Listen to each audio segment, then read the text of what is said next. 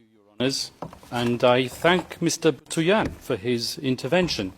But I feel that I ought to remind him that this is a court of law which decides matters on the basis of evidence, not on the basis of political demagoguery, and not on the basis of a desire to effect regime change despite the democratic will. And certainly not on the basis of statements made by Ombudsman Jesus Crispin Remula, who professed that domestic justice will be denied, according to Mr. Butuyan, because of the lack of forensic reports and police reports. Now, I don't know which case Mr. Butuyan's metaphorical ship sailed into, but he clearly hasn't read the evidence. Whilst he was speaking, we examined the evidence, and out of that evidence we found at least 35 reports substantiating 49 of the incidents which are mentioned in a document containing the charges. Your Honours, Rodrigo Duterte was and will always remain a unique phenomenon. His style of statesmanship was novel and unpalatable to many. His expletives and hyperbole grated, while his honesty and wild popularity irritated. He spoke openly, from the heart, sincerely and truthfully. And what a contrast between him and his successor in the Malacanang. For President Rudy, his word was his word, and the people knew it. For President Bong Bong, his word is for the wind, and the people will not forget it. Let me remind everyone of the letter which President Ferdinand Marcos Jr. signed, it's on the screen, and in which he gave a cast-iron undertaking that his government, and I quote, will not assist the ICC in any way, shape or form. Well, as we know, he failed to keep that promise. Rodrigo Duterte was unconstitutionally hijacked and unceremoniously hauled off to The Hague. And when called upon to defend his master's actions and the said letter at a Senate committee hearing, the then Secretary for Justice, once again Mr. Jesus Crispin Remula, persisted with the same dishonest theme. And I quote his words, "We did not assist the ICC. We continue with the very tenor of the letter that we did not assist the ICC and we did not have any contact with them." So he said, but with a document emanating from the prosecution team opposite and disclosed to us a mere week ago, not as information material to the preparation of our defence, but as exonerating evidence, we can now substantiate what we have suspected for a long time. The document comprises a transcript of a telephone call covertly recorded between 4 parties who cannot be mentioned in public, and one of these parties was boasting about how he was acting as the silent partner of President BBM, managing a scheme to funnel witnesses to this court while all the time ensuring that he could guarantee President BBM's plausible deniability. So it is indeed the defence case that President Ferdinand Marcos Jr. set out to neutralise Rodrigo Duterte and his legacy. Yes, Mr. Deputy Prosecutor, I used that legendary word, neutralise, so central and so essential to your case theory, because you know just as well as me that I'm using the term metaphorically. And now I turn to the substance of the charges, but before I do, a word or two about the geopolitical context. The scourge of illegal narcotics is not unique to the Philippines. As we all know, it afflicts Latin America, where I can name 3 countries where the death rate at the hands of vigilantes and law enforcement agents per capita population is higher than it ever was under Duterte. And as you should know, and you will hear from the prosecution, at any rate, the Philippines as a country is uniquely positioned to act as a transit hub for the trafficking of narcotics emanating from the cartels in China, and with or without Duterte, so we argue, the death rate would have kept on rising.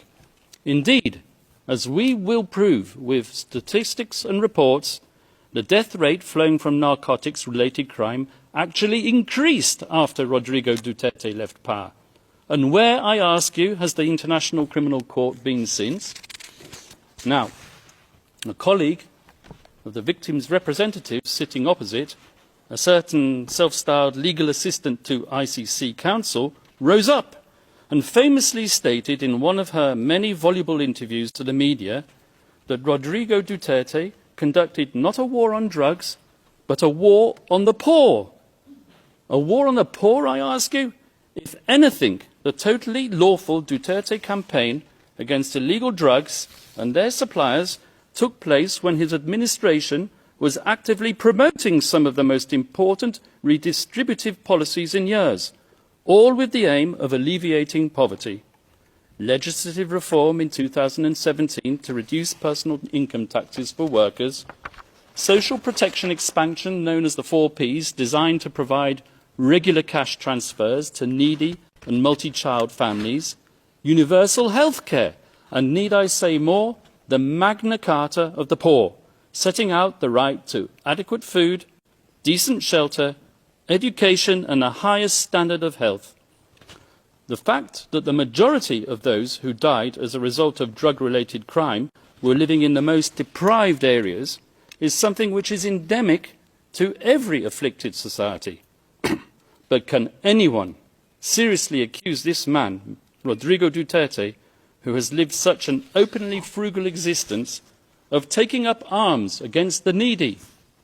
This is the man who at the age of 5 arrived in Davao to live in a modest shack where rain leaked through the roof, forcing him to crawl under the kitchen table to take shelter.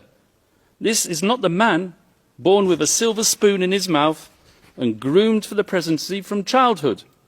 This is the man who was born to a lawyer and a governor who taught him discipline, values and respect for the people by being one of the people.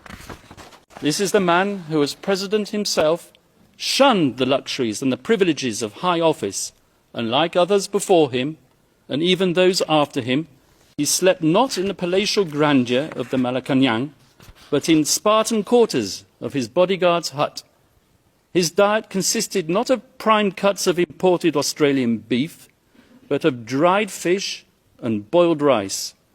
A man of simple indulgences, his pleasures were to be found not on the cocktail party circuit of Forbes Park, but on coastal roads where he roamed and cruised on his motorcycle, not looking for people to kill Mr. Prosecutor, but almost killing himself because of his love for speed.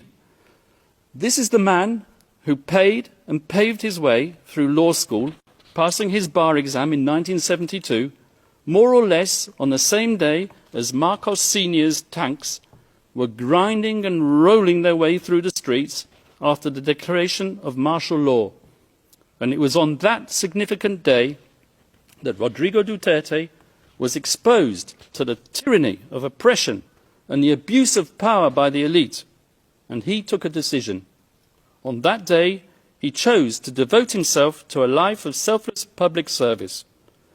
As a professor at the local police academy and as a public prosecutor in Davao, Rodrigo Duterte developed a lifelong passion, some would say an enduring obsession, for law and order, something for which he unapologetically enforced throughout his time as mayor of Davao City.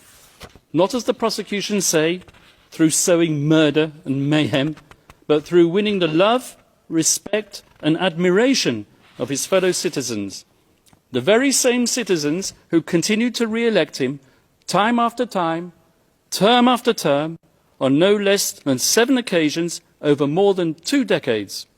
And throughout his 20 or so years tenure as the mayor of Davao, Rodrigo Duterte and his family transformed that city from an outpost of communist insurgency and criminal violence into what is now one of the safest cities, not just in the Philippines, but in the entire world.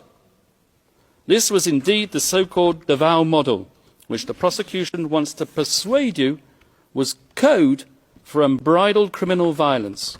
And this was the type of leader that the Filipino nation wanted in 2016. So, Rodrigo Duterte was elected into power, not in spite of, but specifically because of his firm and uncompromising commitment to upholding law and order. And after his election as president, Rodrigo Duterte remained a man of the people, without seeking to patronize the people. Gung-ho in his ways and with a belligerent tone, he spoke the tough tongue of the street, not the dissembling discourse of international diplomacy. He said what the people wanted to hear, but he said it in a way that offended sensibilities of world leaders unaccustomed to hearing it, one in particular, and that was what set him on the slippery slope to a prison cell in The Hague. And let me tell you how it works. It starts with the media, controlled by the powerful and the politically influential. With a sensational headline and a twisted editorial slant, the moguls sell their papers while promoting the partisan agenda of their backers in power. They highlight the salacious content while ignoring the true context, because that is what captivates the reader. And so it was with Rodrigo Duterte, whose speeches were fertile fodder for his enemies and detractors, a man whose hyperbole, bluster and rhetoric, once published, became a natural target for privately funded NGOs and human rights activists, a loose collective more commonly known as civil society.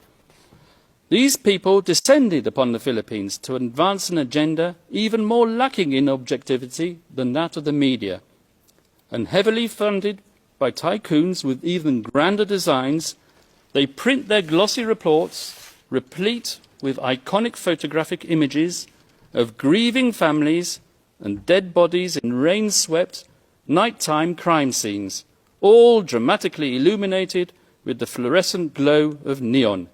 Images carefully crafted to shock the conscience and to sway the emotions, and, I may say, to be used by the prosecutor when they don't even relate to the charges.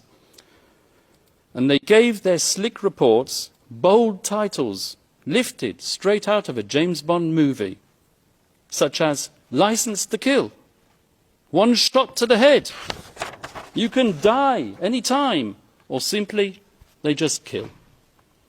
The photographers are feted and their shots exhibited as art all over the world, and the brave journalists who act as their sources win awards and Nobel Prizes.